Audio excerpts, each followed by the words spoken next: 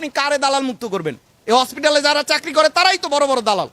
আপনি দেখেন তাদের কোনো ভাই, তাদের কোনো আত্মীয় স্বজন আছে যারা তারা নিজেরাই বাইরে ডায়াগনস্টিক সেন্টার দিয়ে বসছে। এই যেখানে হসপিটালের স্টাফরাই এবং কর্মকর্তা কর্মচারীরাই যেখানে ডায়াগনস্টিক সেন্টারের সাথে সংযুক্ত, যেখানে হইলো এরা এখানে নিজেরাই বড় দালাল। এবং এই দালালকে আপনি কিভাবে বের করবেন? আপনি পুরো হসপিটাল দালাল মুক্ত করা কোনোদিনও সম্ভব না। কারণ তাদের নামে যতদিন তারা এই প্রাইভেট ডায়াগনস্টিক সেন্টারগুলো চালাবে, তারা চাইবো না এই হসপিটাল পরিষ্কার পরিচ্ছন্ন থাকুক, এখানে পর্যাপ্ত রুগী আসুক এবং তারা সঠিকভাবে সেবা পাক। তাহলে তাদের বিজনেসটা বন্ধ হয়ে যাবে। স্বাস্থ্য কার্ডটারে একটা বিজনেসে নিয়ে আসছে। সবচেয়ে বড় যে বিষয়, ভোলা হসপিটালে যাদেরকে নিয়োগ দেওয়া হয়, এখানে কত বড় সিন্ডিকেট, যাদেরকে এখানে নিয়োগ দেওয়া হয় বাইরে থেকে, যে সরকারি চাকরির বাইরে, এই লোকগুলা হইলো জমিদারের বাচ্চা। আরে বেটা, এখানে পরিচ্ছন্নতা কর্মী, তুই হলি পরিচ্ছন্নতার কাজ করবি না, সে আরেকজন লোক রাখে, সে আবার আরেকজন রাখে, ডিরেক্টলি সে কাজ করে না, এখান থেকে বেতন তুলে নেয়, কিন্তু এখানে পরিষ্কার পরিচ্ছন্নতার কাজ সে আদৌ করে না। তো তারে দিয়ে আমরা কিভাবে পাবো? এবং এগুলো রাজনৈতিক সুপারিশ আছে এই নিয়োগের বিষয়ে।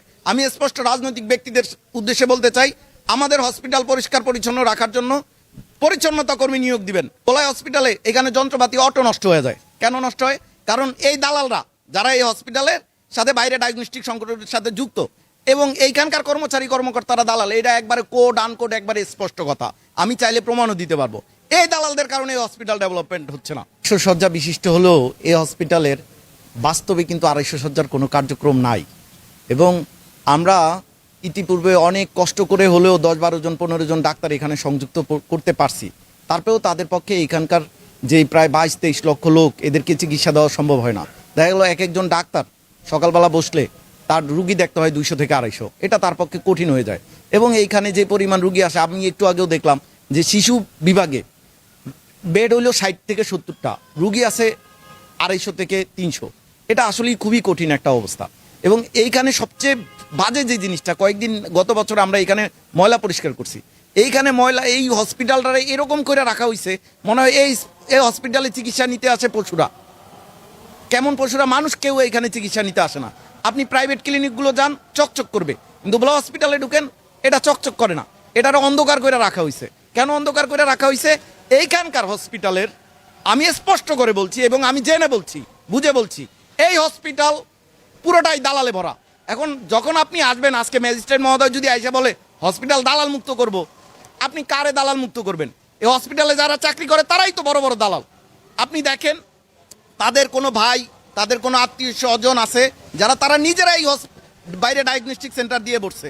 এই যেখানে হসপিটালের স্টাফরাই এবং কর্মকর্তা কর্মচারীরাই যেখানে ডায়াগনস্টিক সেন্টারের সাথে সংযুক্ত, যেখানে হইলো এরা এখানে নিজেরাই বড় দালাল। এবং এই দালালকে আপনি কিভাবে বের করবেন? আপনি পুরো হসপিটাল দালাল মুক্ত করা কোনোদিনও সম্ভব না। কারণ তাদের নামে যতদিন তারা এই প্রাইভেট ডায়াগনস্টিক সেন্টারগুলো চালাবে, তারা চাইবো না এই হসপিটাল পরিষ্কার পরিচ্ছন্ন থাকুক, এখানে পর্যাপ্ত রুগী আসুক এবং তারা সঠিকভাবে সেবা পাক। তাহলে তাদের বিজনেসটা বন্ধ হয়ে যাবে। স্বাস্থ্য কার্ডটারে একটা বিজনেসে নিয়ে আসছে, কিন্তু স্বাস্থ্য কার্ড কি বিজনেসের জিনিস? স্বাস্থ্য কার্ড হলো সেবার জিনিস। আপনি সেবা করেন, আপনি বাইরে ডায়াগনস্টিক সেন্টার দিয়েছেন, আপনি পর্যাপ্ত ভালো সেবা দেন, সেবার মান ভালো হইলেও অটো রুগী আপনার কাছে যাবে। কিন্তু আপনি কেন গরিব অসহায় রুগীরা এই হসপিটাল আসার পর আপনি কেন এইখান থেকে নিজেই দালালি করে আপনার ডায়াগনস্টিক সেন্টারগুলোতে পাঠান? এরকম হয়েছে, ডেঙ্গুর যে টেস্টটা মাত্র লাগে কত, হয়তো হসপিটালে 50 টাকা লাগে, বাইরে 450 থেকে 400 টাকা নেয়। সেইটা পর্যন্ত তারা বাইরে করায়, যেখানে এটা পর্যাপ্ত আছে। এবং ভোলা হসপিটালে এখানে যন্ত্রপাতি অটো নষ্ট হয়ে যায়। কেন নষ্ট হয়?